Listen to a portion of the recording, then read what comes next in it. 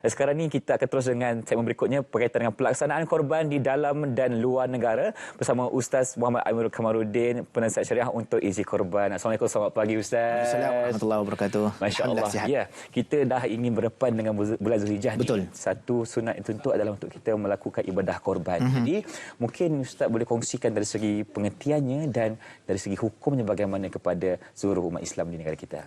Baik, terima kasih Irfan. Kita pun tak lama mungkin sehari dua lagi 2 hari kita nak masuk bulan Zulhijjah. Betul. Sedar tak sedar kita dah menghampiri Aidil Adha. Jadi inilah masa untuk kita nak buat persiapan melakukan ibadah kurban. Jadi bila kita sebut tentang ibadah kurban, satu ibadah yang menjadi ukuran ketakwaan kita kepada Allah Subhanahu Wa Taala, bila mana kita melakukan ibadah kurban itu bukan hanya semata-mata untuk kita nak makan daging ataupun kita nak beri agihkan daging kepada fakir miskin dan sebagainya. Tujuan utama bila mana kita melakukan ibadah kurban adalah untuk mendapatkan ketakwaan kepada Allah SWT, mendekatkan diri kepada Allah SWT, dan begitulah seperti mana yang telah dilakukan oleh para Nabi. Sejak zaman Nabi Adam, mereka melakukan ibadah kurban, Nabi Ibrahim dan sebagainya. Dan sejarah menceritakan kepada kita dalam syariat ibadah kurban ini, walhal pada zaman Nabi Adam AS, disyariatkan ibadah kurban, dan pada ketika itu manusia pun tak ada lagi. Belum ada lagi ketika awal penciptaan manusia. Jadi bagaimanakah kalau kita nak katakan ibadah kurban itu untuk kita berikan kepada fakir miskin dan sebagainya? Manusia pun tak ada lagi. Jadi sebab itu tujuan utama balik kepada asal adalah mendekatkan diri kepada Allah Subhanahu Wa Taala. Itu tujuan sebenar untuk kita melakukan ibadah kurban. Jadi bila mana setiap tahun datang bulan Zulhijjah, maka inilah peluang, inilah masanya untuk kita nak dekatkan diri kepada Allah, buat ataupun melakukan ibadah ataupun perkara yang Allah SWT suka dalam masa yang sama. Bila mana kita dekat pada Allah, kita buat Allah yang suka, buat perkara ataupun amalan yang Allah suka, pada ketika itulah kita banyakkan berdoa, minta hajat kepada Allah SWT. Apa sahaja perkara ataupun hajat yang kita inginkan, mudah-mudahan dengan ibadah korban yang kita lakukan itu, Allah tunaikan hajat kita pada tahun ini, insya-Allah. Insya-Allah. Baik, Ustaz mungkin boleh kongsikan kepada kita berkaitan dengan orang-orang yang dah cukup syarat untuk melakukan ibadah korban ini, antaranya. Baik, kalau kita tengok dalam kitab fiqh disebut dalam mazhab Syafi'i, antaranya ibadah korban ini disyaratkan ataupun diberikan kelayakan itu kepada yang beragama Islam, yang cukup umur dan sebagainya, kemudian mampu untuk melakukan ibadah korban.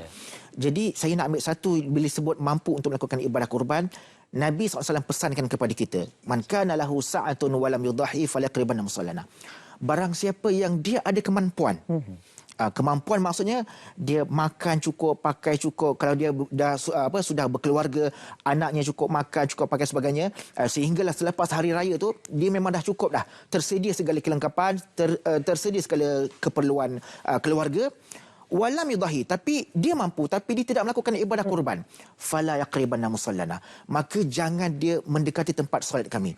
Seolah-olah Nabi macam beri peringatan kepada kita, bagi orang yang ada kemampuan tapi dia tak nak buat kurban. Dia ada kemampuan, dia ada kesempatan tapi dia tak nak buat ibadah kurban, Nabi seolah-olah kata tak payah raya lah, macam kita lah kan, datang bulan Syawal, datang Aidil Fitri, kau tak puasa bulan Ramadan, sibuk pula nak baju raya, nak duit raya, betul, dengan rendang, ketupat dan bagai. Tapi Ramadan kita tak hidupkan, Ramadan kita tak berpuasa, puasa pun tak cukup. Puasa pun tak cukup. Jadi kita sibuk nak beraya. Seolah-olah begitu. Bila Aidil Adha juga begitu. Datang Aidil Adha setiap tahun, tapi kita tidak melakukan ibadah korban adalah satu perkara yang merugikan diri kita, dan lebih-lebih lagi kita mampu melakukan ibadah korban tapi kita tak buat. Nabi kata fala yaqribanna musallana, jangan dekati masjid kami, jangan dekati tempat solat kami. Macam Nabi bagi amaran lah kepada kita, peringatan kepada kita. Jadi jangan rugikan masa. Bila kita ada kemampuan, ada peluang, lakukanlah ibadah korban, insya-Allah. Ada kemampuan, ada peluang dan ruangnya, kita lakukanlah ibadah korban ini untuk kita mendekatkan diri dan ketakwaan kepada Allah Subhanahu Wa Taala. Ustaz, contohnya kan, ada orang ni dia duitnya tu hanya dikumpul untuk melakukan ibadah korban, tetapi dia macam terpaksa ikat perut, dia tak makan. Adakah apa hukumnya kepada orang yang sebegitu, Ustaz? Adakah dia perlu melakukan ibadah korban juga? Okey, sama juga macam kita sebut orang yang terpaksa meminjam, terpaksa berhutang untuk nak melakukan ibadah korban. Kalau dah sampai membebankan diri dia, terpaksa ikat perut. Tapi kita tengok ada orang yang begitu, memang betul, yang Irfan cerita memang betul. Ada orang yang sanggup jual rumah, jual kereta, tapi mereka sebenarnya, bagi mereka, walaupun korban itu setahun sekali, tahun depan pun boleh, tapi mereka tak nak sisihkan peluang. Mereka kata tak apalah, Rezeki akan datang, rezeki boleh ya. dicari, duit boleh dicari sebagainya. Tak apa, mungkin dalam seminggu dua ni kita ikat perut sikit, tambah sikit duit untuk kita nak melakukan ibadah korban. Mereka begitu bersungguh-sungguh, khususnya mereka yang yang dalam mazhab Hanafi sebagai contoh, kerana bagi mazhab Hanafi korban ni wajib. Jadi mereka sangat-sangat menghargai ataupun sangat-sangat mengambil kesempatan peluang untuk melaksanakan ibadah korban.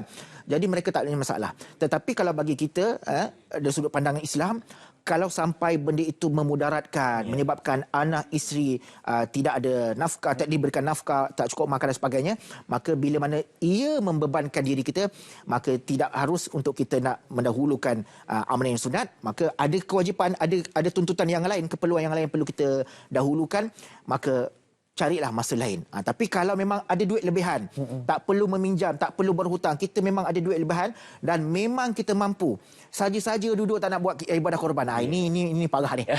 Ini bah. So, ada kemampuan, memang ada kita tak perlu meminjam dan sebagainya, anak pun cukup makan, cukup pakai sebagainya, ada keperluan lagi dan kita pun tahun ini tak terpilih untuk melakukan ibadah haji sebagainya, tak ke mana-mana, buatlah ibadah korban. Sebab ibadah korban ini dia ada satu nilai ataupun satu kedudukan dari sudut ganjaran pahala sebagainya yang teristimewa di sisi Allah Subhanahu Wa Taala. Sebab kalau kita fikir kan, kenapa Allah perintahkan nabi-nabi untuk buat korban juga? Nabi Ibrahim kenapa sembelihkan anak dan sebagainya? Sedangkan bukankah Nabi Ibrahim itu Nabi? Betul. Adakah dia tidak beriman? Adakah dia tidak yakin pada Allah? Adakah dia tidak percaya lagi? Tetapi Allah masih lagi masih uji Nabi Ibrahim, suruh disembelih anak, buat ibadah korban.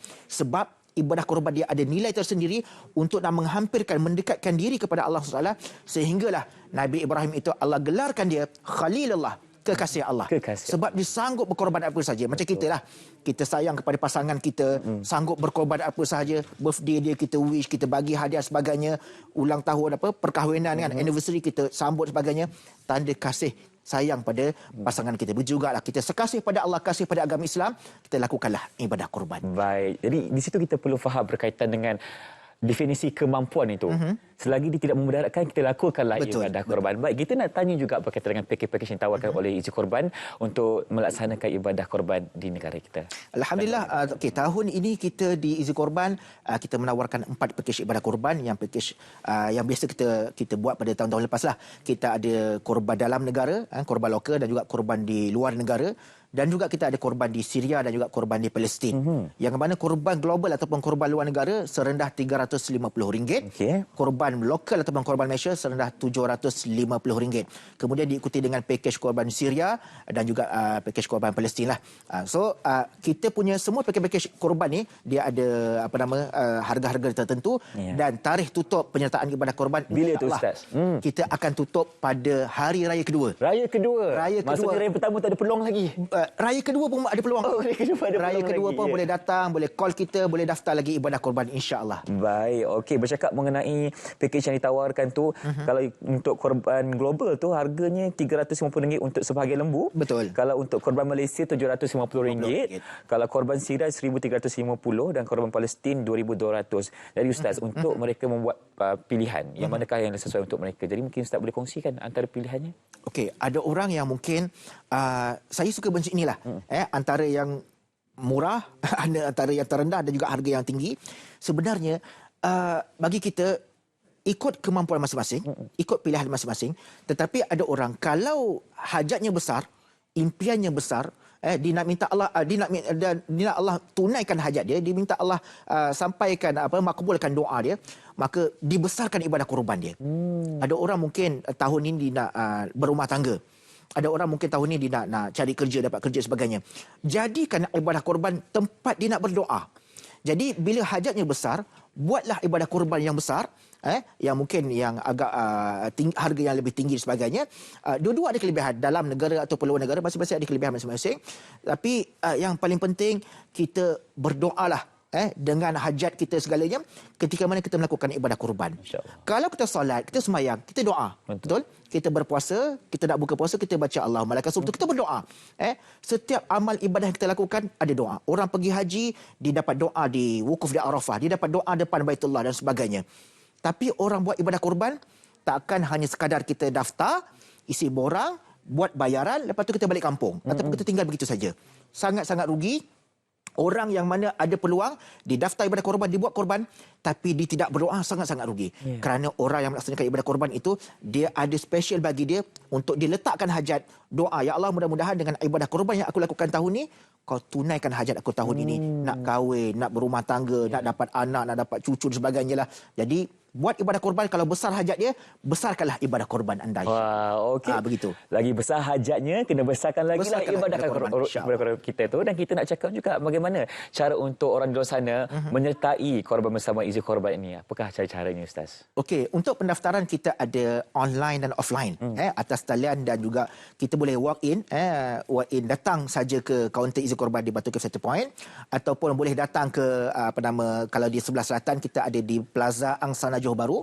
Plaza Angsana Johor Bahru di tingkat 5, dan waktu operasi 10 pagi hingga 10 malam. Kalau di Batu Cafe tadi 8 pagi hingga 10 malam, dan kita beroperasi 7 hari seminggu. 7 hari seminggu. 7 hari seminggu. Kami tak cuti dah. Tak cuti dah sampai hari kedua. Betul. Nak bagi peluang kepada para peserta masyarakat untuk datang buat ibadah korban. Hari Minggu, hari ini pun, hari Sabtu, hari Ahad pun boleh datang. Sampai 10 malam boleh datang. Sampai 10 malam, insya-Allah. Terima kasih diucapkan kepada Ustaz Muhammad Amirul Kamaluddin, penasihat syariah untuk Easy Korban bagi pelaksanaan korban di dalam dan luar negara. Jadi kita akan berhenti berehat seketika. Teruskan bersama kami dalam Selamat Pagi Malaysia SPM Plus.